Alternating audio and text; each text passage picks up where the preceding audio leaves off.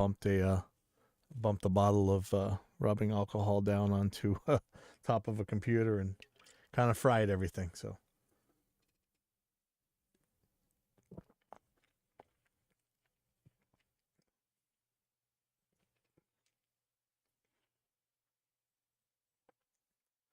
we'll be starting in a second, just starting the countdown on the YouTube and Facebook and everything else. Thank you for being here early.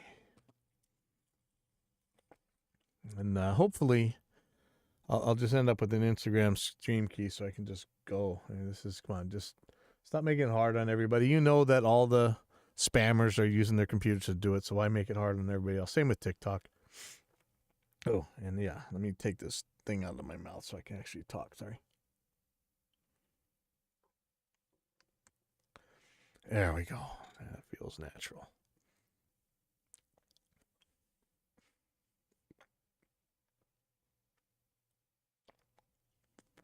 All right, here we go. Welcome to Evidence-Based Audio, number 223. And this one's going to be Mike Magic and FRFR. All right. Now, first of all, I guess I had to say something. I know that I'm doing more and more live sound now, so of course, I don't know if you haven't heard about this. Maybe you have, maybe you haven't. There was this Blue Ridge Rock Festival. So, and I know this is a horrible source, Loudwire. They get a lot of stuff wrong all the time, but you just read some of what they had to say.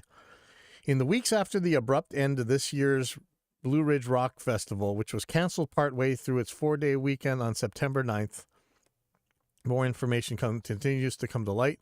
Earlier this week, Alton, Virginia's WSLS spoke with 2 stagehands about the conditions and the hot mess of a situation the overall had become. Attendees and various festival personnel had previously documented what they saw and experienced on site. Let me see if I can swing, because there were some videos with some hilarious, well, I don't know how funny it would have been at the time to be in there, but showing the conditions of what was going on there. And, I mean, this is like one step above the Fire Festival, as far as I know. And we just had a disaster right here in Hawaii, where we had this greedy promoter that wasn't letting people bring water into an outdoor concert. Where, and, you guys may know, I'm really an Arizonan, and the Warp Tour, I think it was Warp Tour. This is a pretty big tour. Actually, pulled that same shenanigans over there, not allowing people to bring water in so they could sell it to you. Over there, that's deadly. And in Hawaii, it can be deadly as well. I mean, it doesn't, I know you don't think so, but it really can. So let's see some of these pictures here. View this post on Instagram. So I'm not really seeing anything. Bunch of garbage. People can't get anywhere.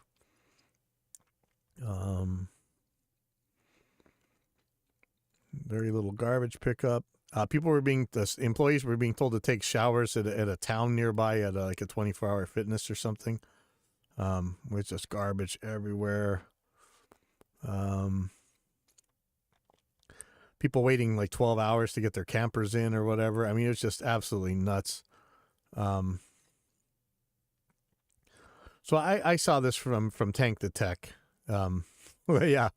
One of the promotion companies, I saw this. They did a strike. Strike, no showers, no stagehands. So they just left, right? That's, look, hey, I know I always say it, the show must go on, but you know what? If somebody's that abusive, just say no, just leave. Fine.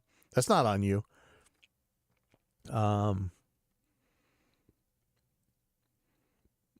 So yes, this picture here, strike, no showers, no stagehands. I read another thing about another company that went on strike.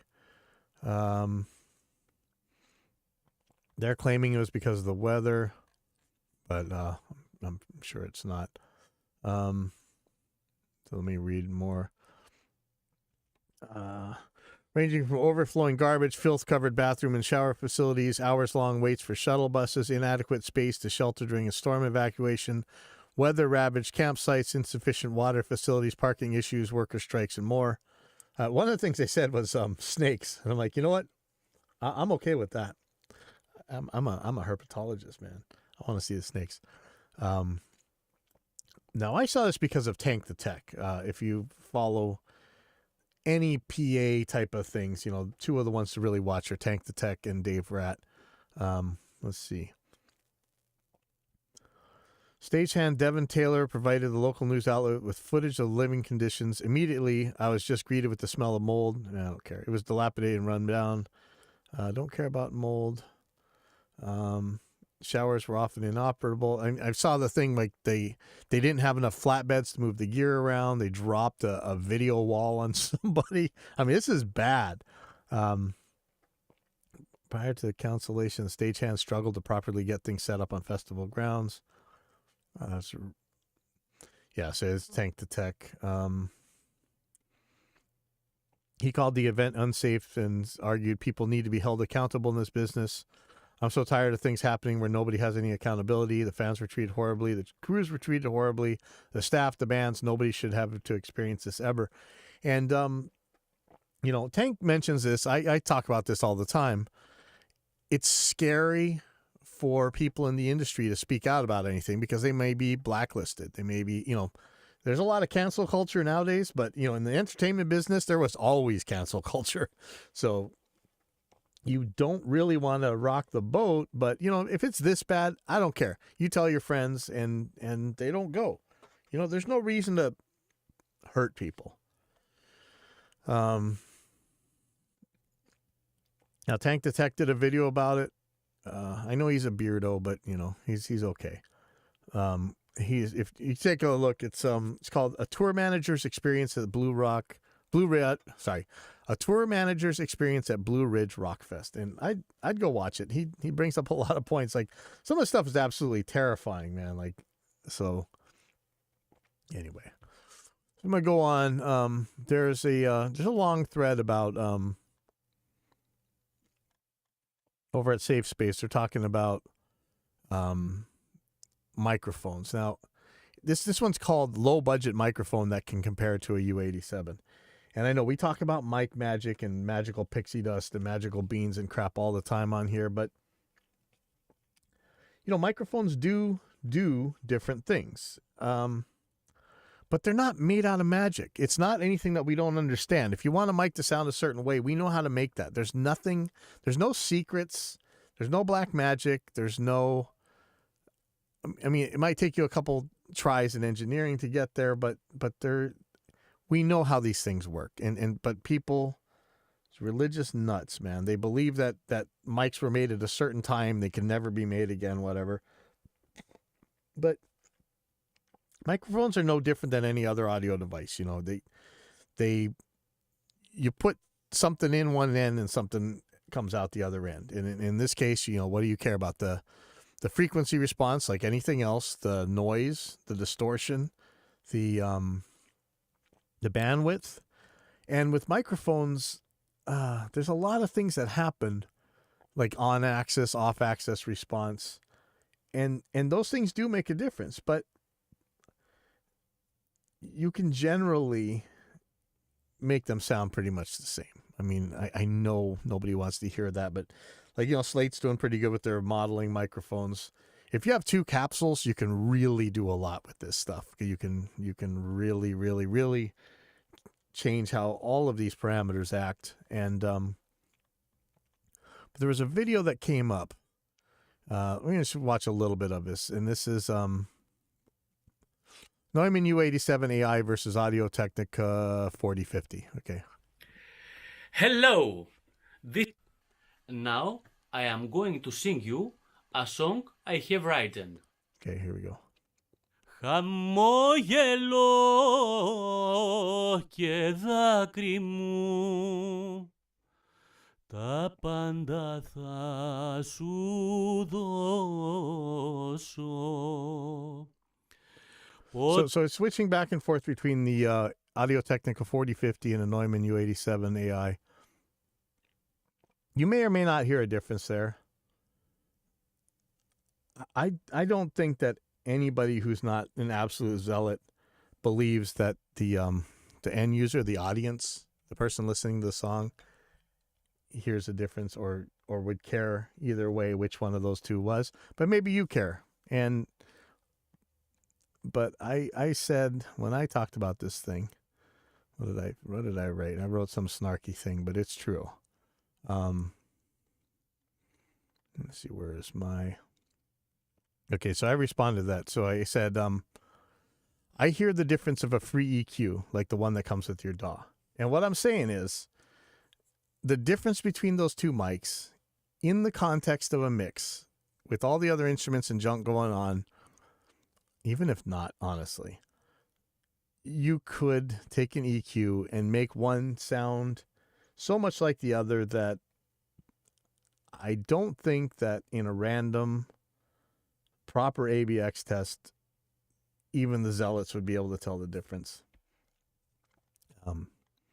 So one of the zealots who's normally on Safe Space says, oh, so you think an EQ will turn a 4050 into an 87?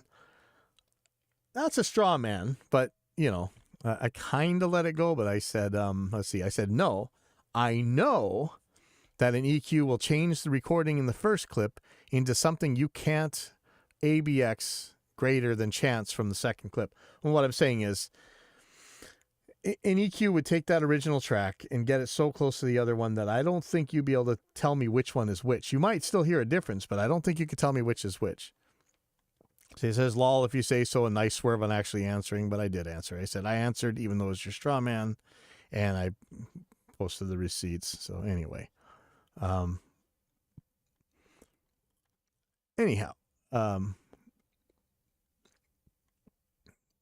sure I said something snarky. Oh, he says, I choose not to post tests or whatever, as neither you want to see the other points of the particular puzzle. Making a claim about what I hear in my head.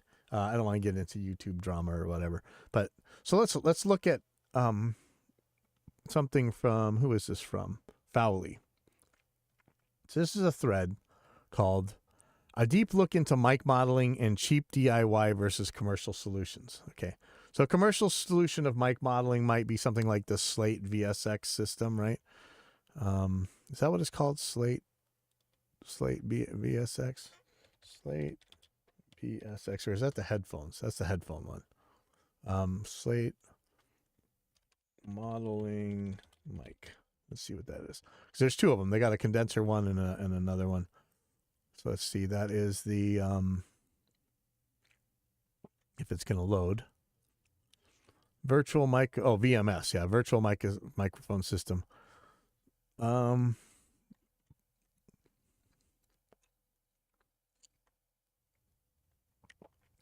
So supposedly you take this dual capsule mic and then you put this plug in on it, and it makes it sound like all these other mics. And with the dual capsule one, I could see it doing it, honestly. Maybe not so much with the single capsule version, the ML2 or whatever, but anyways. So let me read this to you. So Fowley's saying, as some people requested it, I'll show you how it's possible to transform one mic sound to another, and I'll try to explain the limits of this technique. I'll provide recordings to listen to where modeling works and where it doesn't. For those who don't care about mic modeling, I think you'll still stumble upon some interesting things here. I will only cover cardioid pattern here because it's the most common and most multi-pattern mics are tuned to it. Again, yes, it's cardioid, but I know people can fight about wide cardioid, narrow cardioid, hypercardioid, supercardioid. I think we're talking about your basic cardioid with the lobe in the back. Let's look at some pictures. Let's see. Cardioid mic pattern. Just so you know what we're talking about here, in case you don't. Here we go. So here's the thing of microphone polar patterns. So cardioid, turn that upside down, looks like a heart, right? That's how you remember this, cardio, heart. That's your cardioid pattern. Here's supercardioid. See that lobe in the back? Hypercardioid with a bigger lobe in the back. Omnidirectional, where it picks up around everywhere. Figure 8, shotguns. So here's what we're talking about, cardioid, okay? So about the measurements, you'll see. There's no way I'm paying €300 minimum to consult the IEC standard 602 68-4, I'll do measurements my own way so they can't be compared to what manufacturers deliver.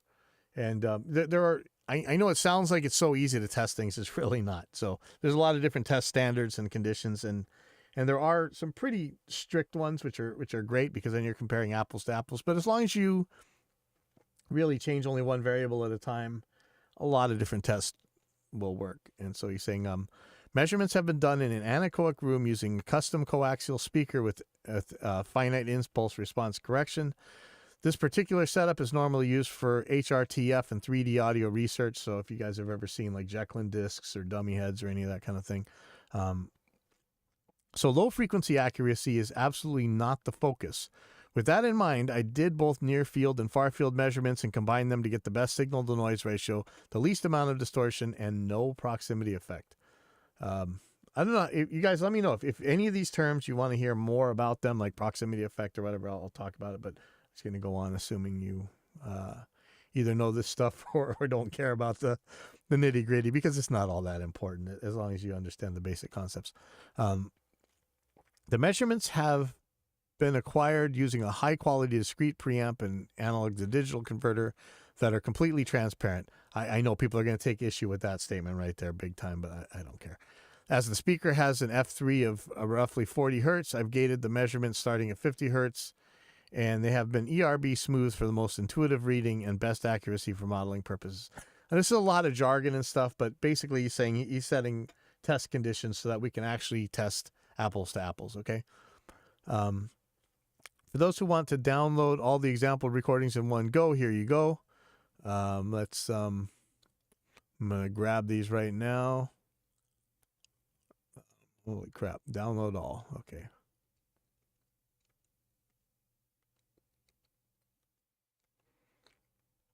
Okay, we'll deal with that in a second. So what is mic modeling? So he says, let's briefly talk about the more known types of modeling here, analog circuit emulation. In DSP, we can differentiate between two approaches. And so this is really how you're talking about different types of mic modeling. One is physical modeling. If we think about a piece of analog gear as a box with an input and an output, and we try to recreate what's happening in between, we can look inside and try and recreate the behavior of the electronic components. So physical modeling, think about SPICE, like circuit simulation. You would, let's say, try and come up with an equation that tells what a resistor does in a circuit, what a capacitor does, what a transistor, what a tube, what all these different electronic components, and then you physically, or you make a mathematical algorithm that simulates the effect that's happening because of those physical components. I mean, look at what it's done to amplifier guitar amp circuits. It's unreal, man. There's other ways. 1 second here.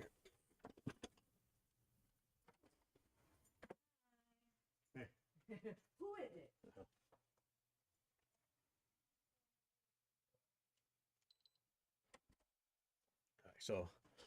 So physical modeling is one way to go about it. I think that's the way the Helix does. That's the way Fractal does. For the most part, I'm sure it's a mix of there's some hybrid techniques and stuff, and not just modeling. Sometimes you're not modeling at all. Sometimes you are just adding DSP. Okay, so the other one is signal modeling. We can measure the way the box changes the signal and try to recreate its behavior with a set of equations that could process the signal in a similar way without even looking at the components inside. This is fine for emulating systems that don't have hidden internal states with a behavior that can be characterized with a limited set of measurements. Most guitar amp profilers use this technique. So think about your Kemper, think about your Quad Cortex's amp capture, ToneX right now, that's the big one from IK Multimedia. And of course, NAM, the neural amp modeling, that open source one from Stephen Atkinson that everybody's talking about right now. It can also be used alongside physical modeling in what we call hybrid modeling. And so you might capture, like with the Kemper or whatever, you capture a certain thing at a certain state, but you're still going to model what the knobs are going to do in order to maybe have more range of control than you would with the actual real device. So he says mic modeling is all about signal modeling. However, that's not strictly true, but let's go with what he's saying. However, the signal arriving at the capsule is a bit more complicated than an electrical signal transversing a copper wire. It can receive sounds from one direction or several. It sometimes doesn't even have a preferred direction. We'll see later in more detail how it poses a problem. So we're talking about now that sound is coming from everywhere. And so it's not the same thing as when you put a signal into the input of a device, like through a 1/4 inch or XLR cable or whatever. This is actually a membrane, the speaker. Basically, a microphone is a speaker in reverse, right? So you have this big membrane flapping back and forth, and sounds can enter that thing from all over the place. And depending on what direction they enter from, they'll change the sound that comes out. So that's tricky. All right. So he says, number 2, how is it possible? The thing that makes mic modeling possible is the fact that microphones are minimum phase devices. It means that every frequency has the least amount of delay mathematically possible, according to the magnitude response of the system. Also, those systems can be inverted, as explained in Roomy Q Wizard's website. So here's a quote from there. Minimum phase systems can be inverted, which means that a filter can be designed that, if applied to the system, would produce a flat response and the correct phase response at the same time. That is clearly a nice property to find if we want to apply the EQ. So this is a hard concept to grasp. Basically, it's saying, now Ethan Weiner has done a lot more about this, but there are a lot of, like, you know, when they talk about time, you crack an egg. You can't reverse that flow of time and put the egg back together. I mean, you really could if you could actually reverse time. But once you've done it, you've fundamentally changed. Like, you cracked the shell and everything. Like things have happened that just can't be undone in any sensible way. But in the case of many EQs, you can actually reverse the EQ and come out with a nulled signal just by doing exactly the opposite. And we actually test that all the time with nulls, right? So he says, so we can apply this principle to transform both the magnitude response and the phase response of one mic to another. So again, because signals can hit a microphone's membrane at different times in different places, this off-axis response, the phase response and stuff, becomes pretty important. So number 3 says, but frequency response isn't everything, right? So A, transient response. It's easy to think that frequency response can't properly describe the transient response of a system. It's true, but not for minimum phase devices, because every frequency has only one value of delay possible that is calculated from the magnitude response. A common misconception is using impulse responses to describe the transient response of a minimum phase system, such as a microphone. Actually, a common misconception is using impulse to describe the transient response of anything.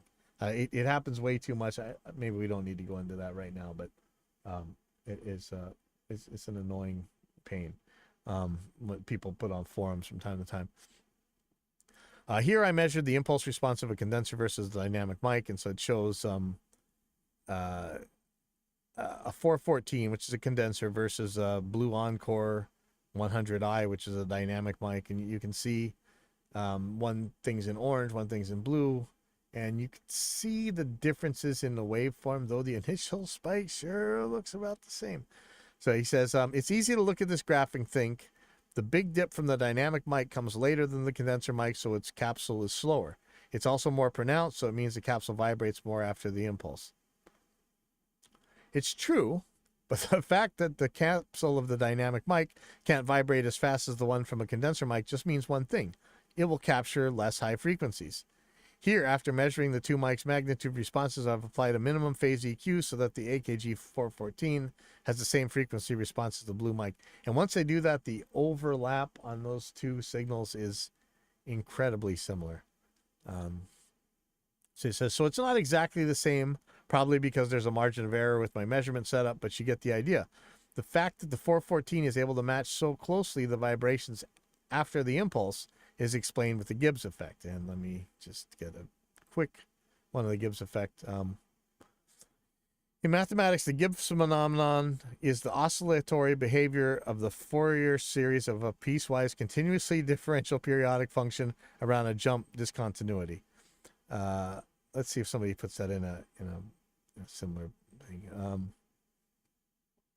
As more Fourier series constituents or components are taken, the Fourier series shows the first overshoot in the oscillatory behavior around the jump point, approaching 9% of the full jump, and this oscillation does not disappear but gets closer to the point so that the integral of the oscillation approaches to zero, i.e. zero energy in the oscillation. And one of the ways that you can describe this is by showing square waves. It's getting super crazy complicated. I don't mean to go too crazy, but if you want to go look up the Gibbs effect, probably better to watch a video on it. I think it's probably better to watch a video on everything nowadays. All right, so we go to B, nonlinearities. And I got a big problem with this one in the first place. We're not going to, in fact, that thread we were talking about, I actually answered a big thing about the nonlinear. And when people talk about character of mic preamps and stuff, they're talking about nonlinearities. They're mostly full of crap. You're not using your mic preamps in that kind of situation.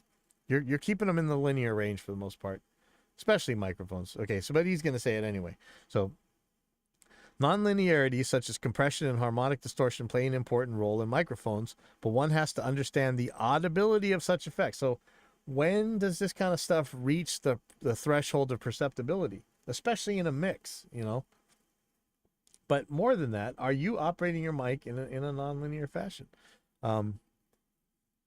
I do not know of any mic that has a compression circuit built inside, so we'll consider that any compression happening is because the capsule and the electrical components are distorting when approaching the limit of their headroom.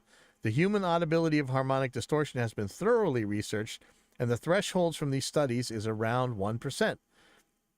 When we consider the fact that harmonics can add up, all right, I'm not going to touch that for now. Okay, we're going to leave that we're going to leave that statement be, but there's a lot to that. I can't just necessarily let that slide, but that's not going to hurt what he's saying here.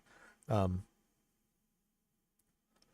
EQ can affect the audibility of such distortion. The most common total harmonic distortion audibility threshold used by the microphone industry is 0.5%, so that if the THD is below that, it's unlikely to be heard in most situations. This threshold is also called max SPL. Now, there are scumbags out there that'll give you the max SPL as actually the maximum amount of pressure where the microphone still puts out anything. We like to say max SPL is where 1% distortion happens, or a certain amount of distortion happens. It's still working, but man, you are running out of headroom completely. So it says the max SPL for most tube microphones is about 110 to 120 decibel sound pressure level. For transformerless condenser mics, it's around 140 sound pressure level. For dynamic mics, it's usually between 140 and 160 dB SPL. To know what this translates when recording, here's an SPL chart that compares different sources of mic distances. And, you're comparing like how far away are you putting a microphone and what kind of SPL is actually hitting the microphone there. And in general, unless you're talking about something ridiculously loud, pretty much any modern mic can handle the volume that you're going to be recording. Snare drum, it's going crazy. So at 30 centimeters, 128 decibels, it's loud as hell. At 3 centimeters, which is about where a lot of people put their 57s, it's 148 decibels. So now you're at the upper limit of what a microphone can do. Kick drum, trumpet, they're pretty high up there. Saying 140 for grand piano. I hope not, but I don't know that you'd mic a grand piano that close. But kick drum, you might. Kick drum maybe 7.5 centimeters to saying 133 decibels SPL. It's a lot. But again, even a modern condenser mic will probably handle that okay. Okay, so it goes further. So above the max SPL of the mic, the distortion will start to become audible. So let me say this again. And he bolded start. So I'm going to say it with the bold. So above the max SPL of the mic, the distortion will start to become audible. The distortion is not audible before the max SPL. In this case, a minimum phase filter will not be enough, and we'll need to model the distortion too if we want the model to be 100% accurate. Given how high the max SPL is for most mics, I won't even bother. The sound of a tube has more to do with frequency response. All right, now that's a whole nother one. So that's, what do you call it, Mix Bus TV? He says this, and I love it, because most people in his position talk about tubes being warm. He says tubes are treble boosters, and he's right for the most part. In this case, they're doing tubes where they wipes the top out, but again, we're not operating mics in the nonlinear level. We are in the linear range, so we're not adding compression or distortion or whatever, or we're not trying to. So number 4. Now this is where people are going to argue, like, you know, you're never going to even come close, but it doesn't matter. Off-axis response. It's cool to model the behavior of a microphone with a source that is dead on axis in a room without any reflection, but that doesn't happen in the real world. So is mic modeling useless because the off-axis response can't be modeled? Well, we have to consider the volume of the off-axis sound and the way the microphone's frequency response changes with that angle. And again, if the difference between the two is below the guitar level in your mix, you're not going to hear it anyway. So he says, I've measured 3 famous large diaphragm condensers I had at my disposal with multiple angles, as well as the Townsend Sphere L22 modeling microphone. Here are some graphs of the frequency response from off-axis angles, weighted with the on-axis response, so we can compare how the response changes. It will tell us how far off our mic modeling will be. And for the most part, it's pretty damn flat compared to the on-axis response up until you get to, I mean, it's within 3 decibels no matter what, until you get around 6K or so. So at 6 kilohertz, now these things are starting to sound different. And you could argue that that's where the air and the magic lives, fine, but they kind of drop off the same. There's not that big of a difference between them. Though some of them drop off earlier, some of them drop off later. But it's still, I mean, until you get to 5K, these things may as well be on axis. And that's what we talk about. It's not that bass is omnidirectional and treble is totally a ray. It's a spectrum. It behaves more and more ray-like as you get up in the higher frequencies, and more completely omnidirectional like as you go into lower frequencies.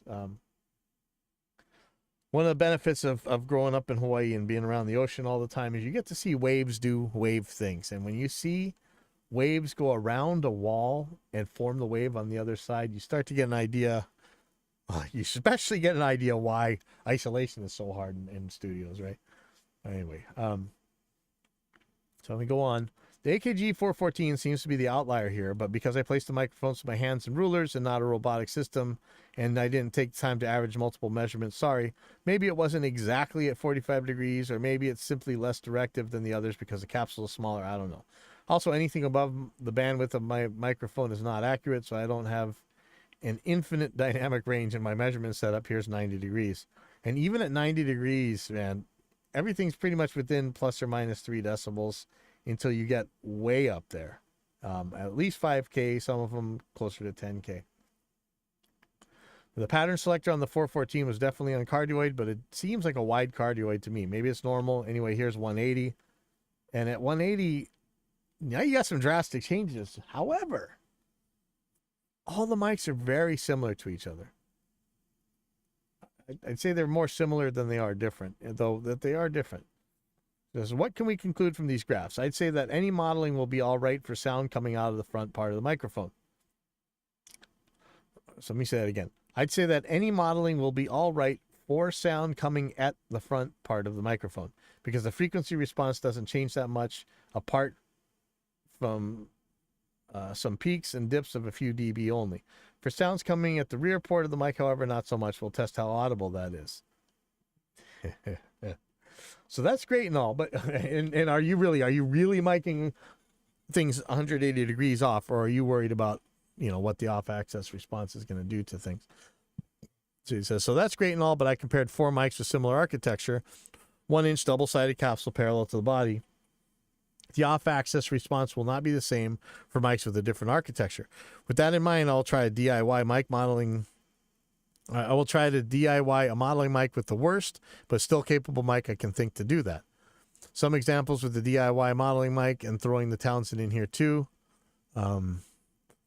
Says I'll use an Octava Mark 012 and try to model the AKG C12. So an Octava MK12 to a C12. I bought the Octava for 150 euros, so it's one of the cheapest small diaphragm condenser mics available. Before the war, almost doubled its price. It has nothing to do with the C12 VR. One is a cheap, small, single diaphragm, transformerless condenser mic with the capsule perpendicular to the body, and that is a small diaphragm when they say SDC. The other is a 5,000 euro large dual diaphragm tube condenser mic with the capsule parallel to the body. Here are their on-axis and off-axis magnitude responses. And, man, it's kind of scary because they generally, again, still have the same trends of what happens with on and off-axis.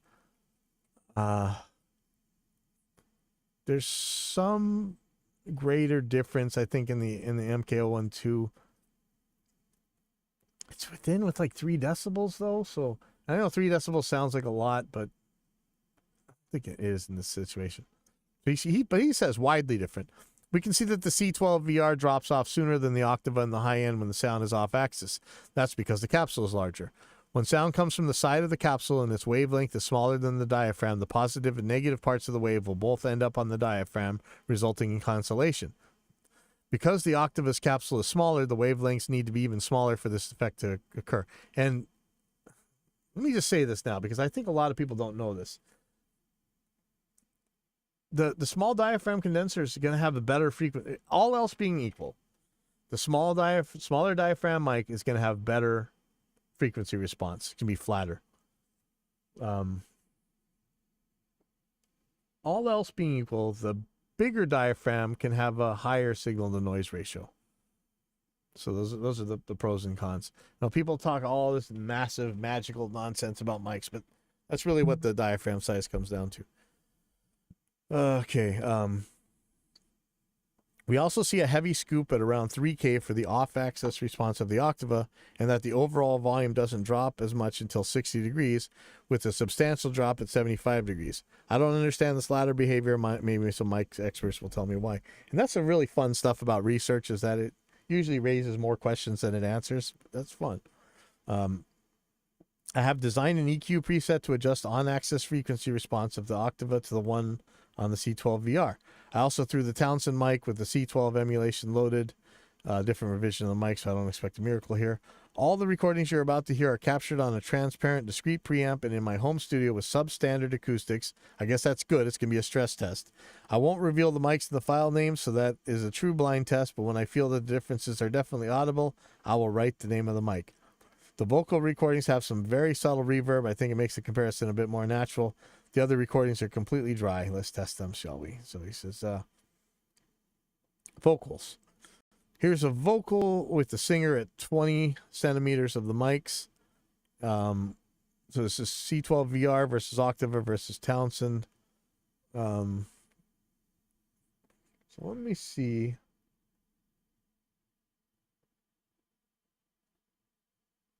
Let me see if these files are actually in here. Mic vocals 1, mic A, mic B, mic C. So I think this is going to be the same files. So let me make another project tab. Okay, only 1 second. I won't put these in here. Vocals 1. Oh, I got to unzip these. Sorry, hold on 1 second.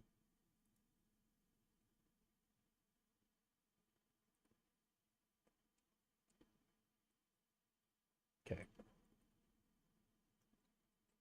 Okay, vocals 1. but I just put them on a single track. Okay, so here's one mic. I will always love you. I guess I could put them on separate tracks so we can get exactly the same. Okay, let's get this long phrase here. How I do let go of a prayer for you.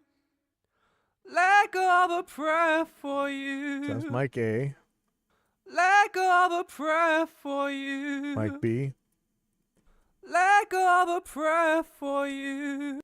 That's mic C. I hear a lot more highs in that one.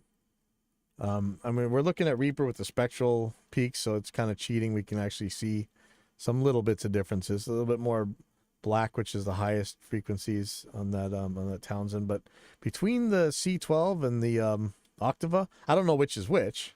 Let go of a prayer for you. Let go of a prayer for you. Let go of a prayer for you. Let go of a prayer. I don't know. Is one better to you than the other? I don't know. I'll tell you what. If you can't get a decent album out of either of those sounds, you suck anyway. It kind of doesn't matter. So here's what he says. I think my DIY mic is close enough. The Townsend, on the other hand, it sounds nothing like it. Yeah. Okay, so that was it. Remember, like, look at this, actually. So take a look at... in fact, let's do this real quick. We're going to look at spectral peaks here. View P... Where is it? Peak display settings. Okay. I'm going to go to spectrogram.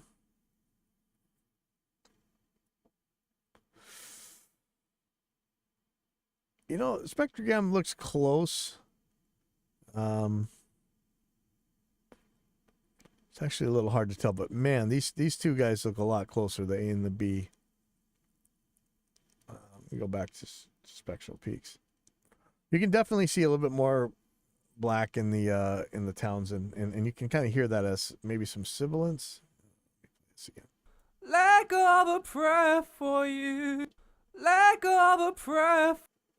You can see it. I mean, right here. Prayer. Let's try on the other ones. Prayer.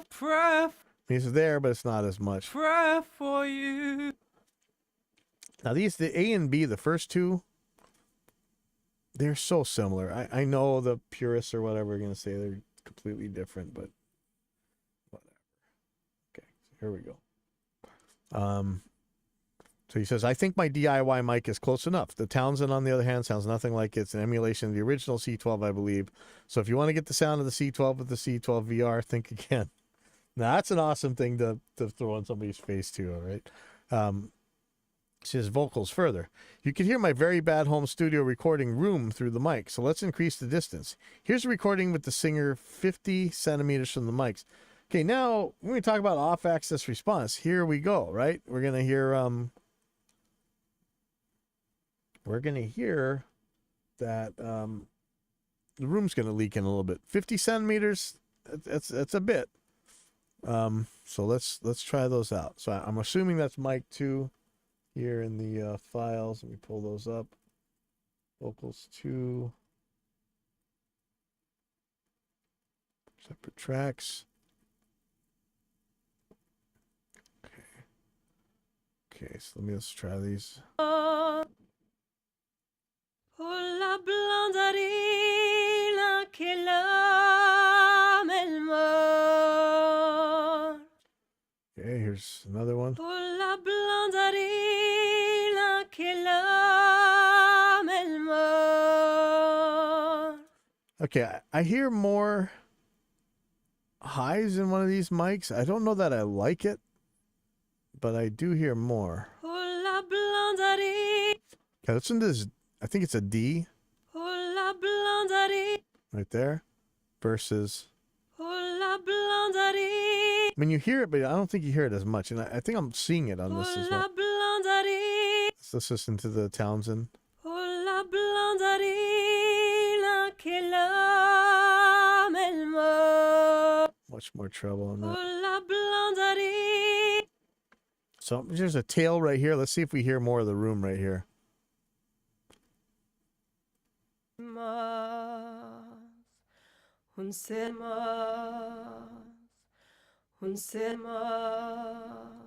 try the other mic. I'm telling you. Look, I know we all obsess over this stuff, but I really don't think this is gonna make any difference in a mix that matters. Sorry, I know that throws all my credibility out the window, but what credibility, right? Okay, so he says same as the first example, at least from my ears. So then he goes on to some pianos. What about larger sources? You know, playing different performances, hard to tell. So when he does the snare, he says there's a big difference. Whether it's a difference in the... Hold on 1 second. I'll get this later. Whether it's a difference in the proximity effect or the difference of off-axis response, I don't know. The difference is so big that I wonder if the octave fell off the stand in a way that's damping the head of the snare. Okay, so let's look at these.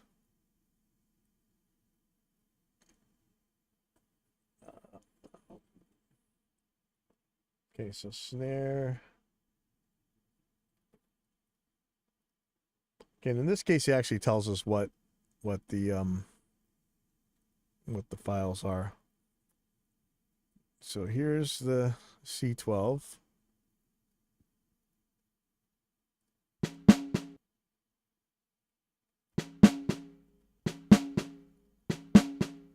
And here's the octava.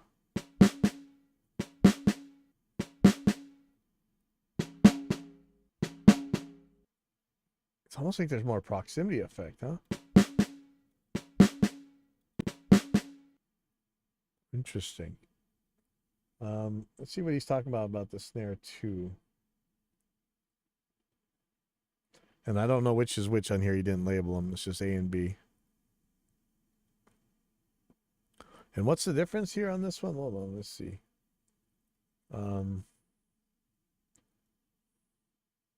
Large source 3 close snare. So let's try the Townsend without any emulation loaded, but with an EQ that adjusts magnitude response to C12 VR. So that's just C12 versus Townsend. Sound pretty damn much the same. Sounds much closer to me. That's what he says. Okay, G, off-axis source. Now this is where it's going to matter, right? Allegedly. Sometimes you're recording multiple instruments at the same time, but you want to separate them with different mics. Different mics will yield different levels of spill, like all important isolation, right? Here's a recording of an acoustic guitar with the placement mimicking how a mic placed for vocals will capture the sound of the guitar the singer is holding at about a 90-degree angle. So think about that, like when somebody's playing and singing at the same time, you know, what angles is your voice entering the mic from?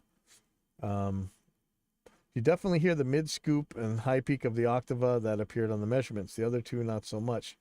Now, is that going to matter? Let's see. So off-axis source. Where is it?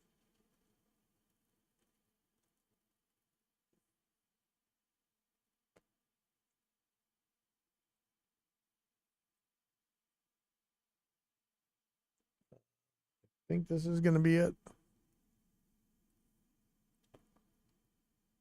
I don't know who's who.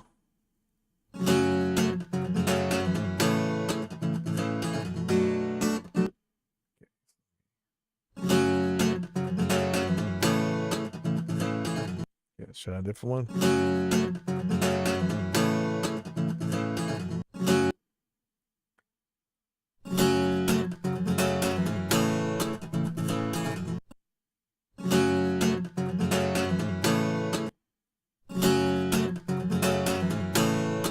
Now they are different.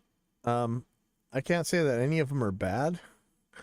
Let's maybe we could see something in the spectral peaks here. Let's see.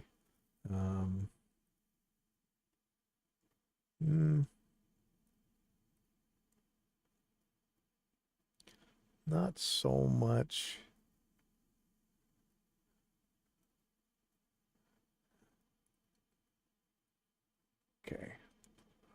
Let me get back to this. Okay. Room mic, diffuse field. But again, neither of us is going to make or break a recording, right? Sometimes the sound doesn't have a preferred location, just like the reverb of a room. So what if we try to do mic modeling with room mics? What response do we have to correct to? The answer is the diffuse field response. In this article by Shefts, we see that the diffuse field response has a distinct high-frequency roll-off compared to the free field on-axis response. And you can actually see this in this graph that they provide. So with my DIY mic modeling, how can I calculate the diffuse field response of my mics? I will need to average responses from multiple angles and a lot of them. I absolutely do not have time for this. I just recorded a guitar in a reflective living room with the Octava and C12 VR as room mics, with the rear of the mics facing the guitar so that the direct sound is minimized. Then I use Fab Filter's EQ match on Pro Q to calculate the difference. It got me this curve to apply on the Octava. So let's see how that goes. That's the diffuse field response. I don't know. Again, this is A and B. I don't know which one is which. Let's give this a little loop here. Okay, here we go.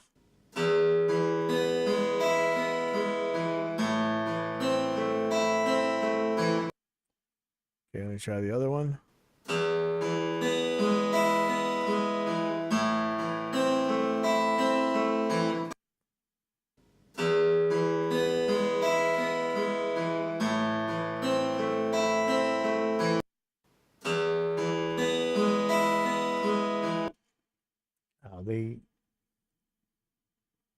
I think we can tell that they're different, but I don't know that I care which one is which. Does that make sense?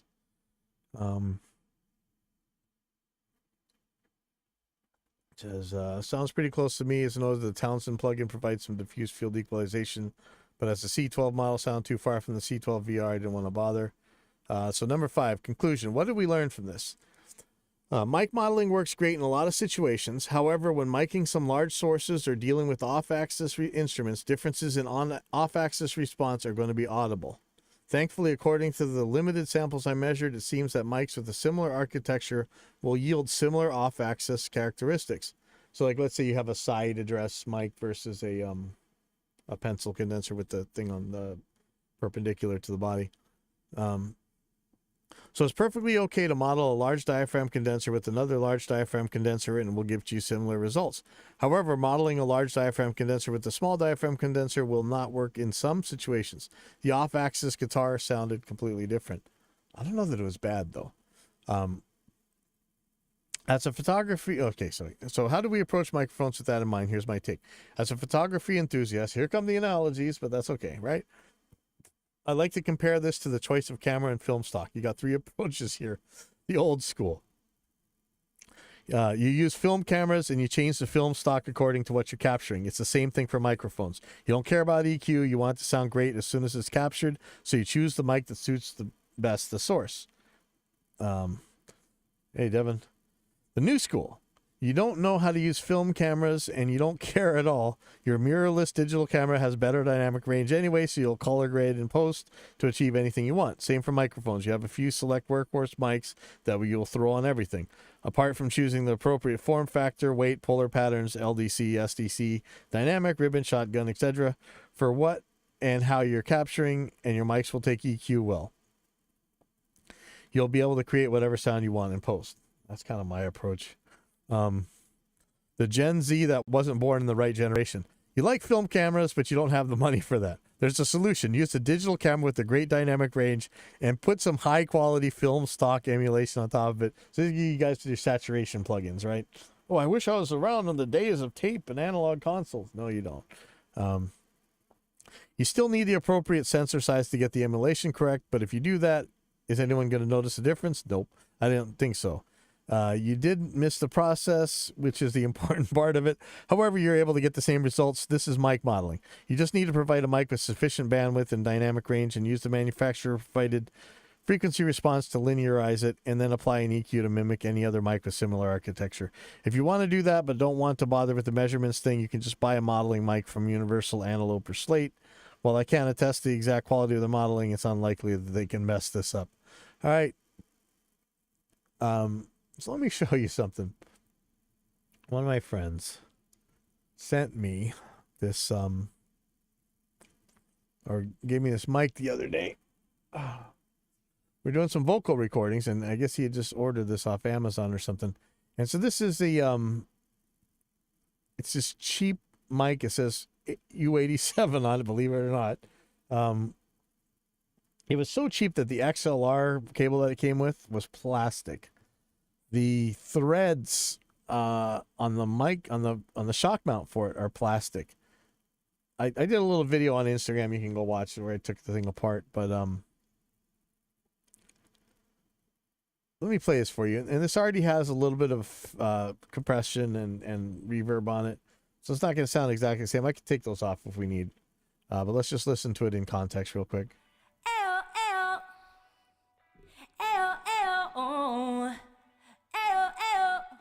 So that's a super duper pooper scooper cheap plastic mic. And here's an AT4050. It's funny because we were just talking about that, right?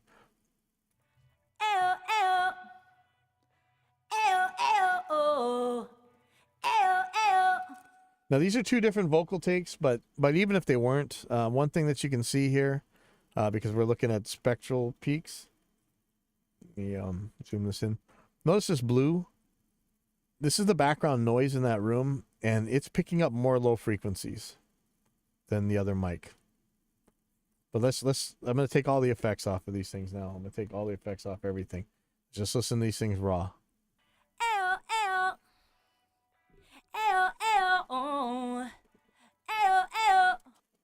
Okay, that's the cheapo, and here's the 4050.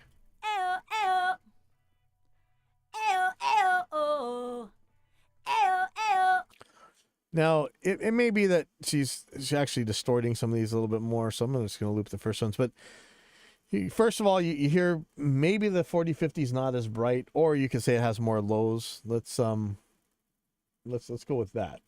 Throw an EQ on here. Now, one comes free with your DAW is fine, but I want to show ours because I'm pimping out the gear, right? So let's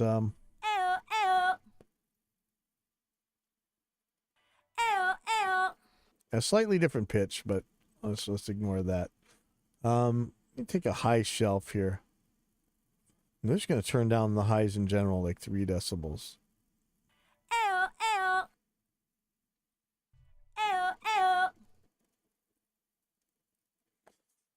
Let me just mute everything real quick.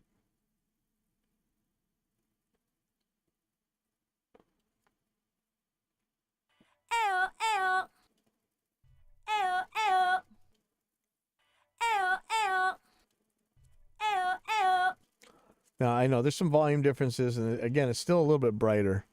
Let me take this down even more.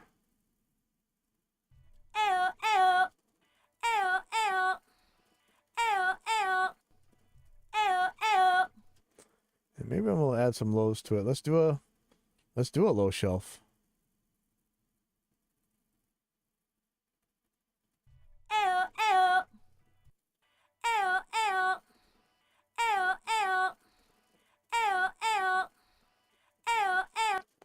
Oops. Help if I turn this thing on, huh? Hold on, give me a second. Oh, that's way too much.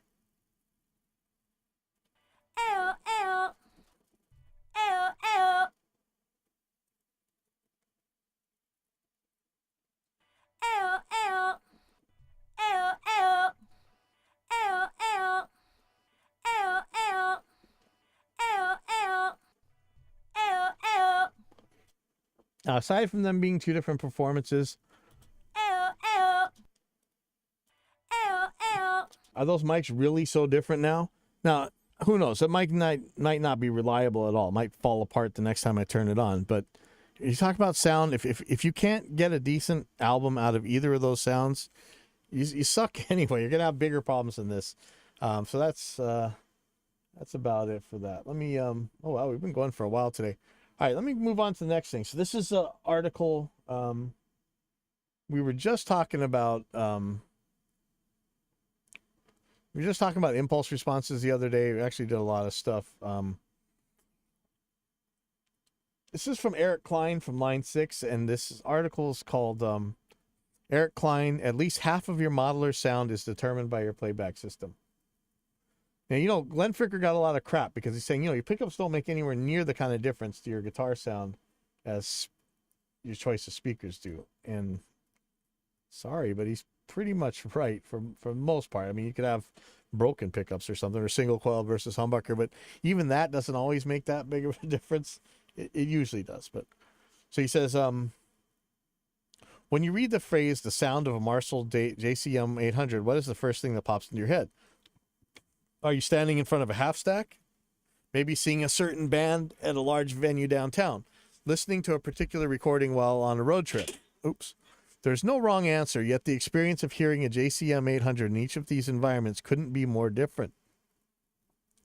Although many of us in the industry loathe the term, in the first example, you're experiencing what is known as amp in the room. I dislike this term, if only because it should be cab in the room. And I guess that's true. One of the reasons we dislike it is that nobody likes the actual sound of the amp in the room. On a recording, they like the sound of a 57 or whatever shoved right up in the microphone, like really close to it, like half an inch away, or maybe a little further, but very close, not anywhere near where you'd put your earballs at, So that's why the amp in the room sounds kind of silly.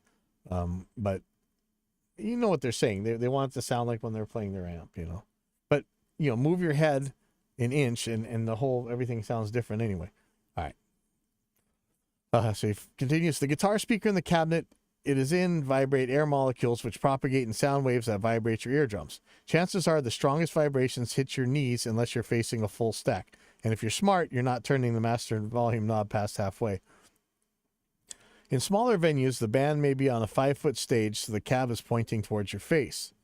Or it could be across the stage pointing somewhere completely different. In large venues, the sound of the guitar is mostly coming from the PA system via a microphone pointed at the cab speaker and run through the front of house console. Remember that. When you idiots bring these gigantic amps onto these tiny little stages, you're taking away the ability of the sound man with the PA system to actually give your audience a good mix. You're determining what the minimum possible volume for your guitar is, and now they're going to have to make everything else match that. And who knows however much leakage is coming off your stupid loud amp off the stage anyway into every other microphone up there. You're wrecking it for everybody. Cut that crap out. Okay. When you listen to your favorite records, the room in which the guitar amp was recorded, the microphone used to record it, the placement of the mic preamp, and any other outboard gear used, the analog to digital conversion, digital processing, mixing, especially when you're trying to get the guitar to sit right with the rest of the instruments, and mastering can drastically change the sound.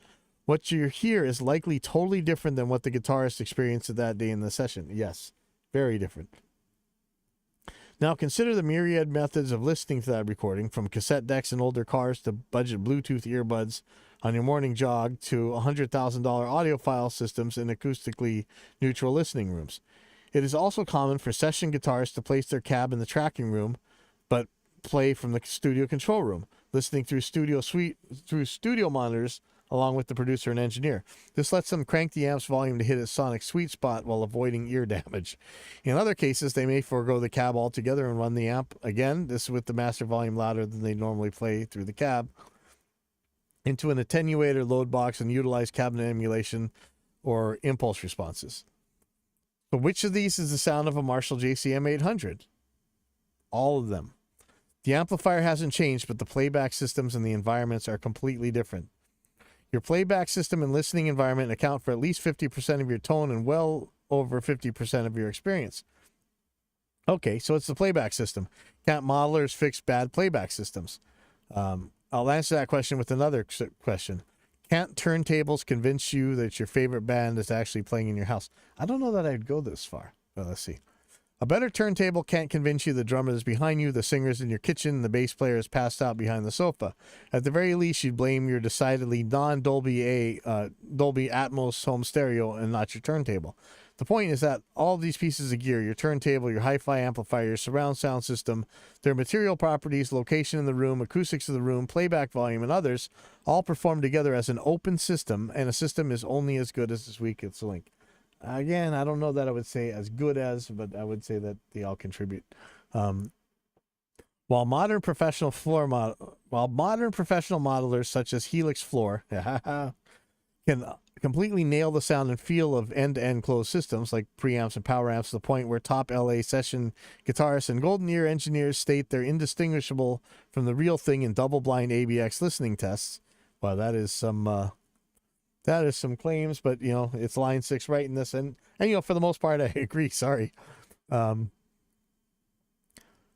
have absolutely no clue about and certainly no control over what you plug them into.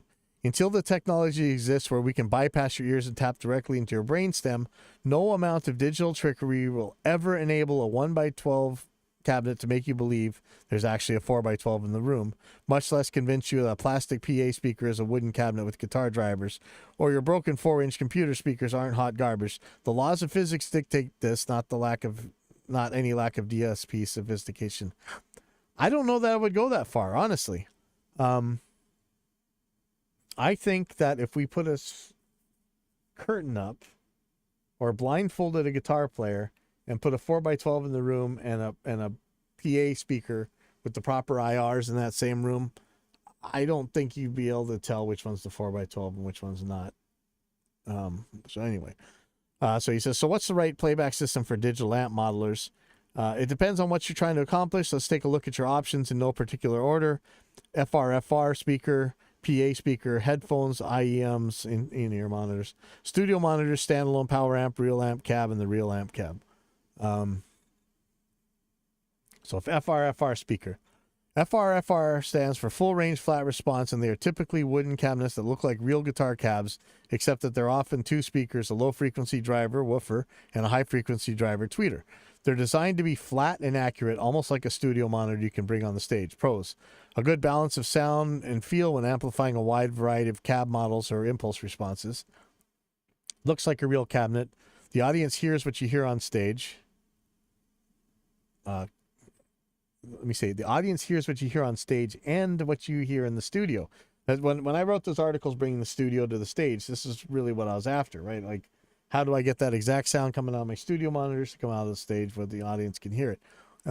Cons: still may not respond exactly like that one guitar cabinet you know and love, even if it's the same configuration, 1x12, 2x12, 4x12, etc. The high frequency driver can sometimes sound a bit strident, although this can often be dialed out from the modeler's global EQ. More expensive than other solutions. Okay. Best for guitarists who want to embrace the wide variety of amps, cab emulations, and IRs found in modelers, but don't want to sacrifice the look of a wooden cab. I don't give a crap about any of that stuff. So then he separates FRFR into a different one, distinguishes it from the next category where he says PA speaker. Pros: more affordable than FRFR speakers generally, robust construction, often the most convenient portable solution. Flexible orientation, many can be used as a stage wedge, upright speaker, or on a speaker stand. Can sometimes connect additional sources such as vocal mics and be used for other things like, say, DJing a wedding. Cons: sounds less like a real cabinet. Frequency response is sometimes hyped or scooped to sound better for music playback, even those marketed for guitars. Feels less like a real cabinet, looks less like a real cabinet. I don't know. First of all, I don't really believe there's a difference between a PA speaker and an FRFR speaker. Either one might be hyped. They might have some DSP with some weird EQ in it. I think any of the good ones you get, you can change that for yourself. I know, and even on my cheap Alto, I got a Bluetooth app where I can EQ from it. I don't know that it's going to feel less like a real cabinet. It could look like less than a real cabinet. It's cheaper because guitar players are nuts and they pay extra money for dumb crap. So just because the thing says FRFR on it instead of PA speaker, I'm sure they were going to pay more. Headphones, in-ear monitors. Pros: clearly the most convenient portable option, maybe easier to hear detail, especially in noisy environments. Proper in-ear monitors are what most large touring acts are using these days. I mean, think about silent stages, right? In larger venues, you hear what the audience hears. Cons: massive range of quality from excellent high impedance over the ear open back studio headphones to hot garbage low impedance consumer earbuds. sound and feel very little like playing through a real cab. Yeah, I'm trying to get used to that right now. Maybe we'll talk about that in some other show. Sorry. Best for guitar players who want to practice or rehearse on the go, live in apartments or other reasons can't play through loudspeakers, embrace silent stage monitoring, or are comfortable with how recorded guitar sounds as opposed to how cabs sound in the room. Studio monitors, pros. Better studio monitors typically have the flattest, most accurate frequency response, provided they have enough bass. Your writing rehearsing tones will most closely match your recorded tones, making it easy to transfer sounds from studio to stage and back again. If you record, you probably already own them. Cons, unless you splurge for studio monitors with 8-inch or larger woofers, the low end may be lacking. May not be loud enough for practicing with others or gigging unless you play coffee shops. Feels less like a real cabinet. I don't know about that one. Not meant for live performance, yes. Best for guitar players who spend most of their time in the studio and are comfortable with how recorded guitar sounds as opposed to how cabs sound in a room. And that's me. So I dial all my sounds in on these HS5s with the subwoofer, and then I take them over my FRFR cabinet, and I couldn't be happier with how close they sound together. Though when I try with the Celestion F12 that's supposed to be made for this, I don't like the sound as much. It's kind of weird. I'm not sure if I'm just using the wrong cabinets or what. He goes on to standalone power amps and real cabs. But if you're using the real amplifiers, real cabinets, you're giving up your ability to change between IRs. So I don't know if that really matter. He says, this sounds more like an ad. There are also Line 6 Power Cab active guitar speaker systems, which are different than all of these. They combine powered wooden guitar cabinet with the ability to virtually swap out different drivers. But no, it's a powered, it's a PA speaker. Come on. So what can I do to make my playback system behave more like a real cab? Start out with the model of an amp and cab combination you know well. If you never played through a real Rev generator, 120 or Grammatico GSG 100, there's no baseline from which to compare. 2. An amp model's default values often have the master parameters turned up because that's where the real amp sweet spot is. However, tube amps are loud, so if you're used to playing at bedroom volumes, of course it won't sound like a roaring full stack. Turn your playback system up. If you can't or aren't allowed to play at louder volumes, turn the master parameter down if your modeler has one to approximate your playback system's level. Try placing your playback system in the same location and point in the same direction as you would a real cab. I guess we could talk about coaxial versus discrete drivers. If your tweeters, like the Celestion F12 or the turbo sound monitors that a lot of people are using for FRFR now, it's a concentric tweeter, right? 5. In the cab block, experiment with different microphones at different distances and positions, or with IRs, choose one with a different microphone distance to speaker and position. Condenser microphones at a greater distance tend to sound more and more amp in the room, whereas a Shure SM57 right up against the grill will more closely approximate what you might hear on the record. 6. Add a touch of ambient reverb to your sound, especially when using headphones. The little goes a long way here. Lastly, a favor. Whether online or in meet space, the next time you encounter a new user struggling with amp modeling, before you start rattling off suggestions like adding low-cut filters, downloading different IRs, changing the input buffer, try the following. 1. Ask them what their expectations are. Are they expecting to get the feel of the amp in the room or the sound from a particular record? Do they have experience in front of one specific cab, and are they chasing that?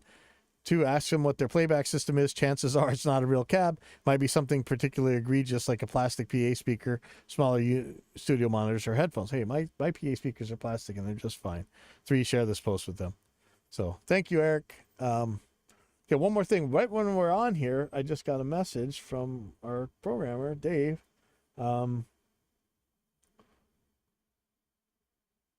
this is Intuition.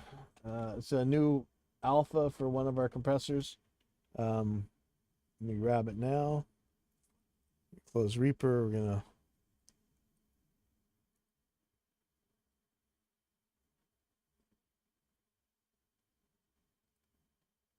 okay, we open this up. Should drop this new version of the plugin in.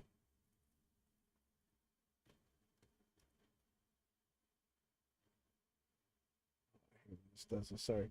1 second. So I don't think this one's going to have bus mode. It says version ends in FB2. Again, turning on the bus mode toggle is the feedback mode. Also, this is Windows. Okay, hold on. Pull this up. And let me pull up a pull up this file here.